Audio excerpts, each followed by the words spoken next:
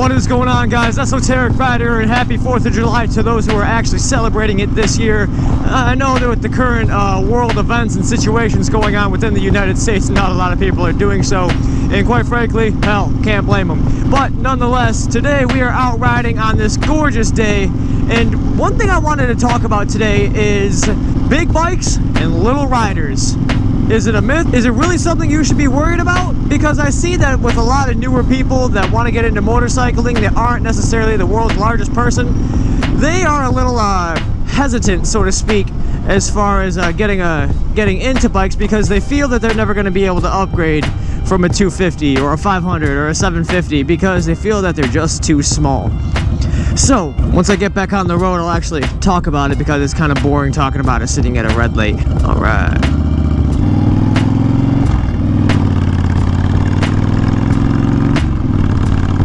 Okay, so to begin my little spiel for the video, I have a friend of mine who isn't necessarily the world's largest person. He's about 5'4", 5'5", 150 pounds soaking wet wearing boots. And he's loved motorcycles for all of his life, just like I have. And since he's not really that big of a dude, he's kind of scrawny like I am, like, you know what I'm saying? He wants to get into motorcycles, but he's stuck in that rut of, I don't know if it's really going to be for me, because what if I can't handle a bike that's too large? I don't feel as if I'm going to be able to go past anything in like an 883 or a 750, like, you know, a Yamaha or a Honda, you know, or like a 600. And it's kind of hard to walk up to somebody and tell them these 2 or 3 things when it comes to actual motorcycle riding. And those things are, you can ride a motorcycle if you can ride a bicycle, if you can flat foot or tiptoe the motorbike, and you can keep it going in a straight line. And that's the last part is what confuses them, is because they're like, wait, how do I keep a bike that might be a little heavy in a straight line? So I put it in perspective for them. I'm like, okay, my Honda Fury is, I don't know, pushing 650, 675, somewhere around that area. I don't remember the exact wet weight. I'm like, that bike outweighs me by about 500 pounds. 500 pounds is extremely fucking heavy. That's far heavier than anything my scrawny ass could lift, even though I go to the gym regularly to try to look like I have a little meat on my bones. But hey, that's just the way God intended for me to be. That's just how it is. So I said, so the bike is going to outweigh you by 300, 400, 500 pounds. The weight isn't even a factor, because aerodynamics and you know, how you handle the motorcycle does that for you. Momentum does that for you. That right there does it for you. And nobody really, you know, they don't really understand that, and I don't really expect them to, because they just because they don't know. You know what I'm saying? Like, they don't know the psychology of it, because they're just getting into motorcycles, right?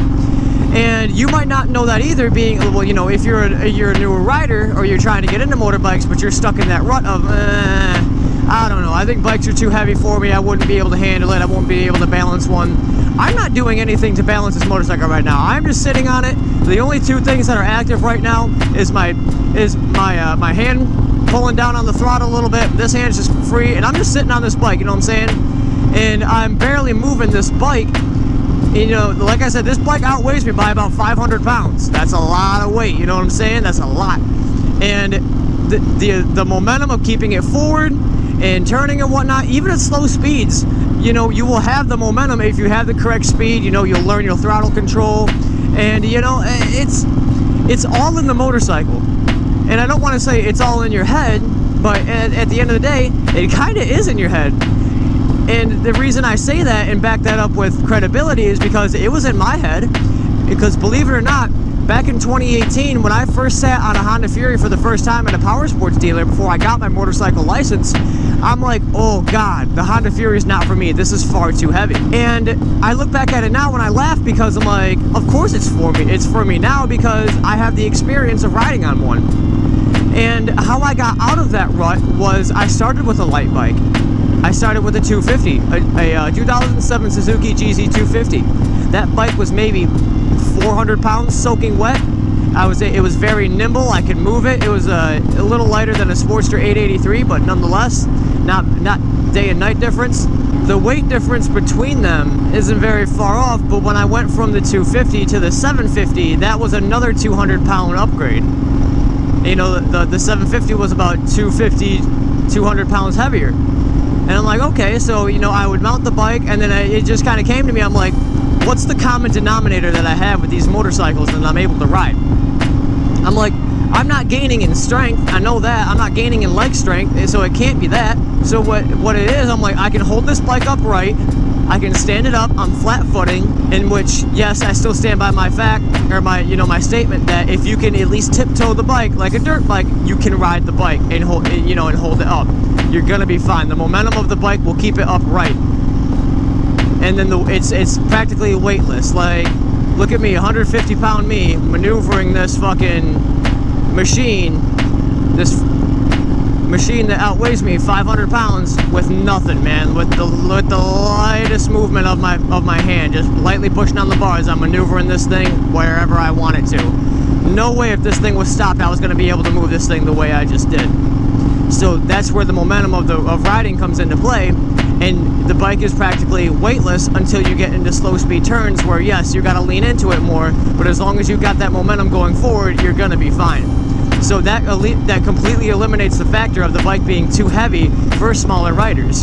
And, you know, when I was going into the market for a Honda Fury, I don't know if it's still up on YouTube to this day, but there was a video of this girl, maybe, I don't know, 120 pounds, maybe 110, you know, getting on the bike and just taking right off and having absolutely no problem. And that, if she can do it, then I know I can, you know.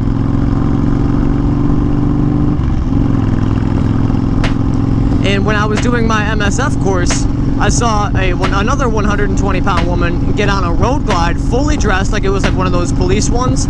And you've probably seen the videos on YouTube of where they go through like all the cones and they do the tournaments and whatnot. Well, she's a competitor in there, and she was amazing, absolutely mind-blowing stuff. I would pay to watch that woman just whip these damn near 1,000-pound bikes around when she's only a tenth of the weight.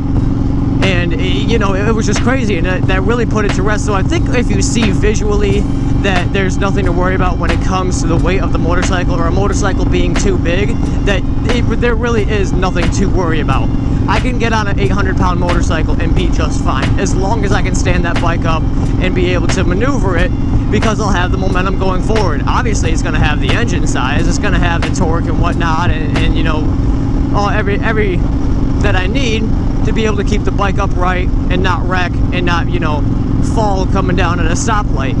Like I said, as long as you can hold the bike up and keep it moving forward, you're going to be just fine. So at the end of the day, there's really no such thing as a bike being too big for you, unless it is physically like 10 feet off the ground, a mile long, like a limousine long, you know, then obviously that's too big, you know what I'm saying? But luckily, none of the big name motorcycle brands actually make those, so I think you'll be quite okay. But I'm going to roll some B-roll right here, and let's go ahead and enjoy this 4th of July cruise, and I'm going to go see what the GoPros have on sale, because even though my GoPro Hero 8 does me just fine, I just want to see if maybe, just maybe, I have something in stock for like maybe the GoPro Hero 10, or maybe they got a nice 360 camera on sale. So I think I'll take a trip to my Target or my Best Buy or something, and just to get this cruise and get some wind and miles under my belt, because I gotta go back to work tomorrow, and I don't really feel like just riding to work and not really having anything else to do besides that.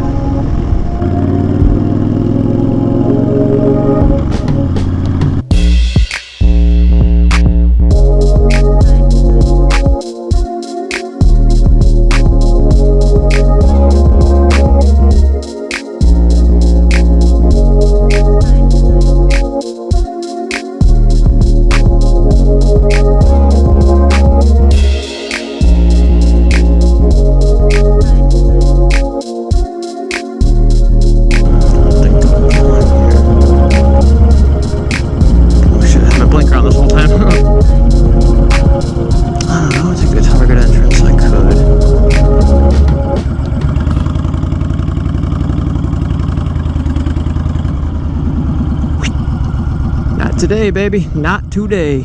Not today, Satan. So keep your eyes open, baby.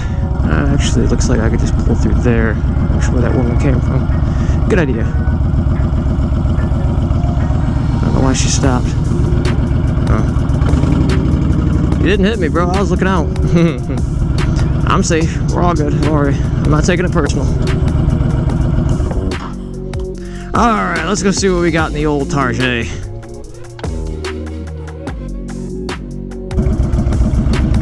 A little hot for a closed visor. It's like fucking 85 degrees out here. And like, man, this kind of...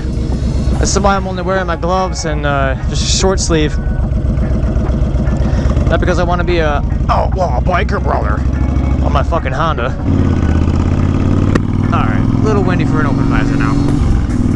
So it looks like Target didn't have anything. Say Best Buy wasn't gonna have anything either. Really only GoPro has the only good shit. But yeah, boy, I get to scroll through all this lovely traffic on this hot day because I decided I wanted to jump on the expressway and take that way home instead of taking the way that I came, which probably would have been just as good. But you know what? You play stupid games, you win stupid prizes. But on that note, if you guys enjoyed my little TED Talk, be sure to like and leave a comment if you have any questions. And also, if you guys enjoyed, feel free to check out the Instagram at Esoteric Rider, where I post pictures of this fine specimen of a machine that is my 2020 Honda Fury, and more motorcycle-related content. And of course, subscribe to the channel, leave a like, it really helps me out. Helps me not get cursed by the YouTube algorithm. Until then, have a happy and safe 4th of July. Until then, I'll see you guys in the next video. So when you ride, keep the rubber side down and be safe and ride free. Peace out.